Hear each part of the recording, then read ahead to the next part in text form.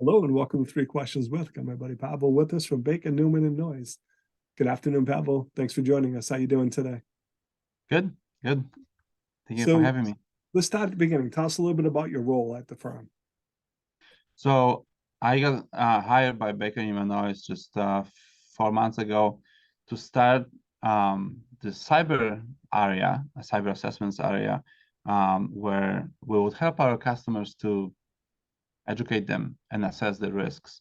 So most of our customers, either they're tax or other customers, or even business advisory customers, they all have some level of compliance that they need to meet, or they want to meet a level of certification, or they just want to up their game in the cyberspace. So we would go in, run a risk assessment or a cyber assessment, depends on what they want, and we can go as deep as they want, or as shallow as they want. It all depends on the customer.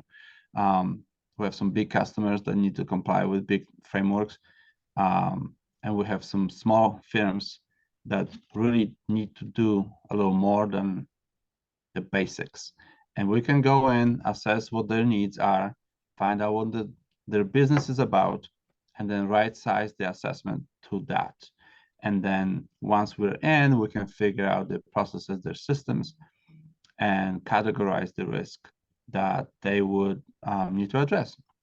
And during this risk assessment, we can point out the things that they're doing right. We can point out the things that they can improve on, and few gaps that they may need to address immediately if they want to do better in cyberspace than they are currently. And based on that, we will produce a report, and we'll list those risks or those gaps, and along the way we'll list some recommended steps for remediation.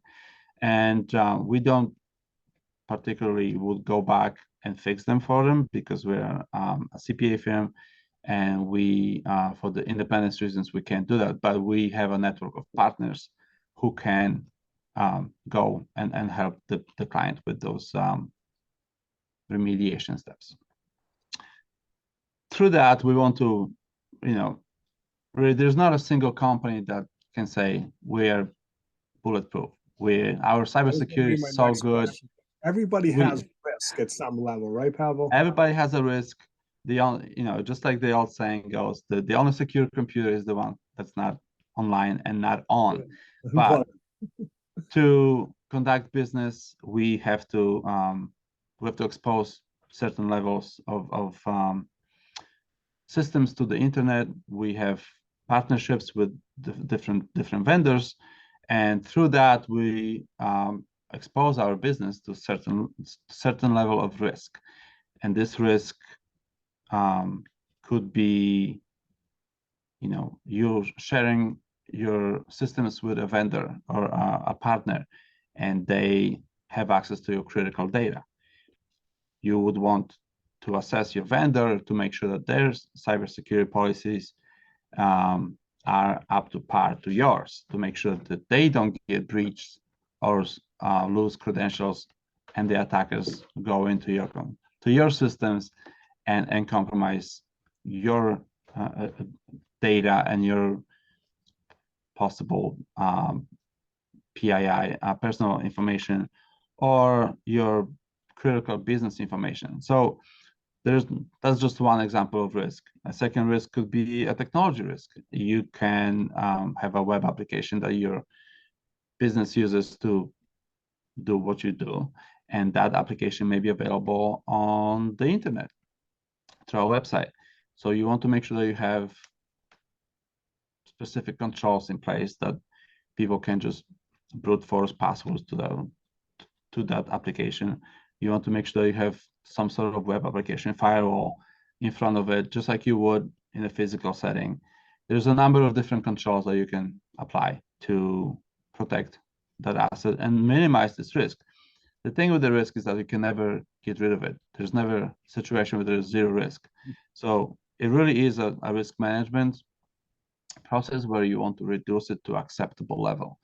And that acceptable level some people call it risk tolerance or risk appetite.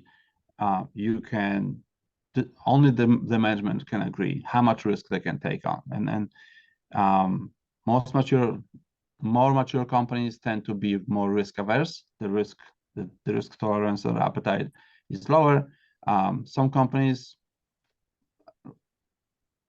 can do with more risk, and they, like startups, usually, they can accept more risk, but also with more risk, there's more reward. They're moving faster, maybe they have more partners, maybe they have other controls on the back end that will kind of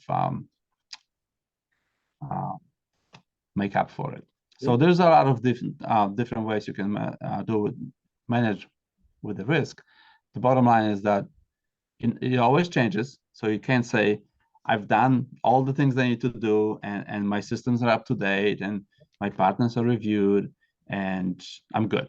It's never like that. Things always change. Technology changes. The compliance change. There's always new regulations that are being developed, and the landscape changes. The risk landscape. The attackers are getting smarter. They're looking for new vulnerabilities that even manufacturers don't know sometimes about, and they exploit them. So keeping things up to date is only part of the equation. You have to look for behaviors on your network that are not normal, and a lot of companies can't specifically do that because it's a very tricky thing to do, and you have to have trained personnel and some systems in place that will monitor that as well. So we go to the customers and help them right size their defenses to what they do. So Pawel, I got a question for you. To me, the hardest part is the user, because I was telling you before we started, I almost got tricked the other day. I'm a part-time professor. I receive an email through my school email address saying, hey, your contract's been updated, click here.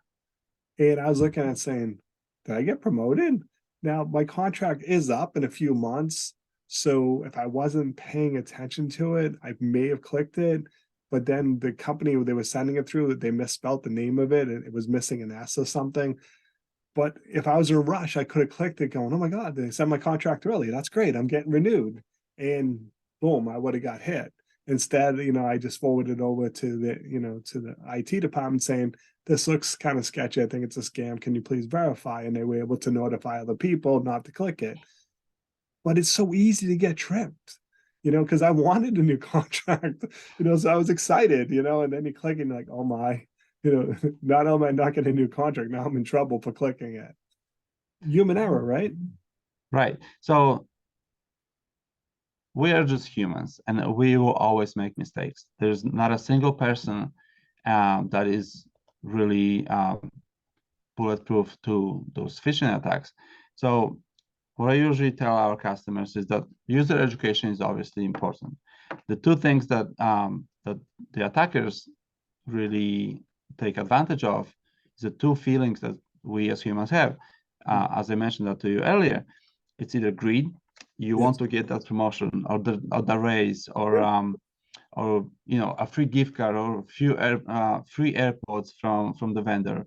So the greed is the one thing, and that makes people click on those links. So be less cautious, not look through the sender, and make sure that they know that person or that email is correct. The second emotion that attackers really abuse is fear. So the second part of this is you get an email from your IT department, and they say, this is a new policy, click here to review it. Or from HR department, say your ACH information is missing. You're not going to get paid until you fix that. And so people, again, put the guard down and they click on those links, or they open those attachments without really thinking twice. But what I always tell people to, if anything doesn't sound good, stop, look, and examine those things in the email. If you didn't expect it, if you don't know this person, don't open that.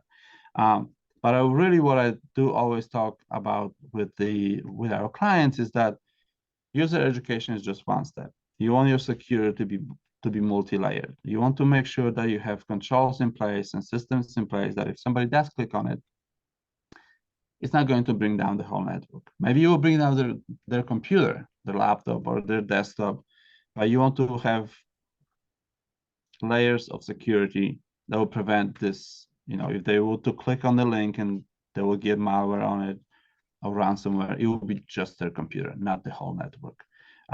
So multi-layer approach is always good.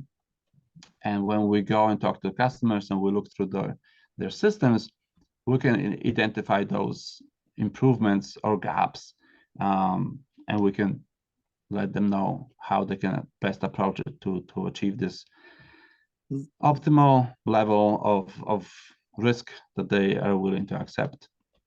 Makes sense. Pawel, what's the best way for people to reach out to you? How can they learn more? They can go to bnncpa.com. That's our website, and they can go find me there. I'm also on LinkedIn. BNN is also on LinkedIn.